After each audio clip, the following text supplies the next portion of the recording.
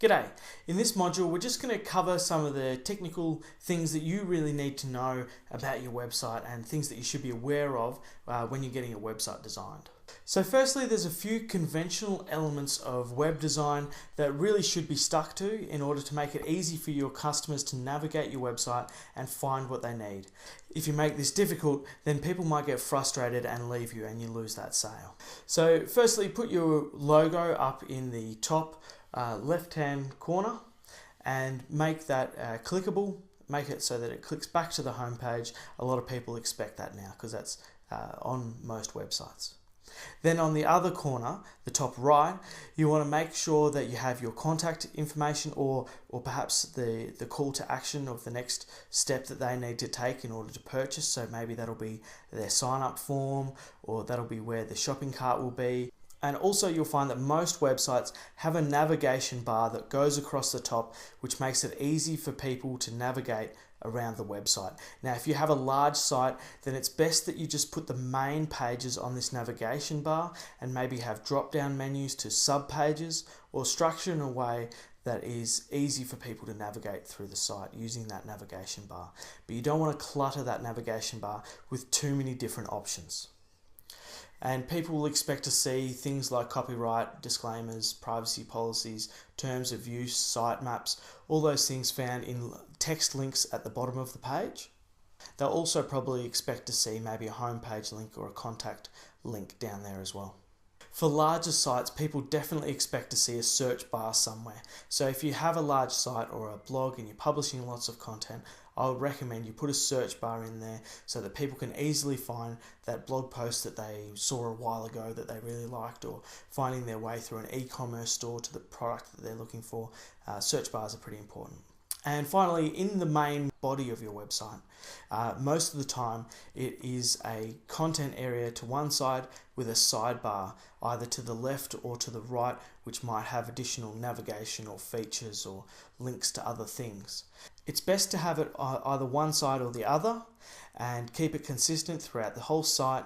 It's probably best not to have a sidebar on either side of a central content area, mainly because I find that it gets too cluttered with information on either side of the main part, and you don't want to be doing funky things like putting a sidebar in the middle and having some content on one side and some on the other side and doing different funky things like that. You want to keep it pretty standard so that people can easily navigate to the information that they're looking for. Also, when putting together the structure of your website's pages, it's important to give them a web address that is descriptive of the content of that page, not just a bunch of random letters and numbers and not something completely irrelevant. You want to keep it pretty descriptive and pretty relevant to what's in that page. Doing this sort of thing also helps Google to understand what is in your pages, because if the address of that page describes what that page is about, then it makes it easier for Google to understand what your website is about and who it should be showing your website to. Another great idea is to highlight the main features of your website or of your business on the front page, and especially the main actions that you want people to take, like buying from you or downloading something or checking out a certain page. You want to highlight these main features of your website on the front page and make them really easy for people to navigate to. Sometimes you need to make things really obvious and more obvious than you normally would, because on a website people are used to being led through the internet by obvious buttons, and you don't want to have something distracting them from the desired action that you want them to take.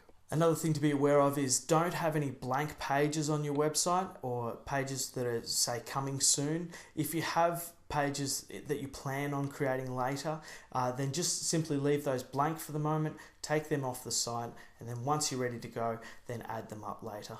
I recommend and I exclusively use the WordPress platform for building websites, and I'll just cover a few of the reasons why I prefer WordPress over other platforms. Firstly, WordPress is very Google friendly. Out of the box, it is already structured in such a way that makes it very easy to rank well in Google. The other thing that's great is it's easy for you to update and add things and create new blog posts and do it all yourself and make these changes. You can log in yourself, and WordPress is a very user-friendly platform. WordPress will handle most of your web standards and some of those issues that you come across if you're building basic HTML sites. So WordPress does all these things in a lot easier fashion. There's a lot less room for error.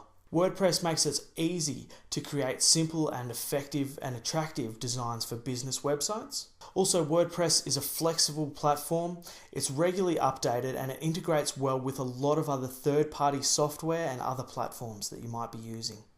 Also, because WordPress is an open source free content management system, it makes it very affordable to create effective business websites. So if you have any other questions about anything that I've covered in this video, feel free to hit me up.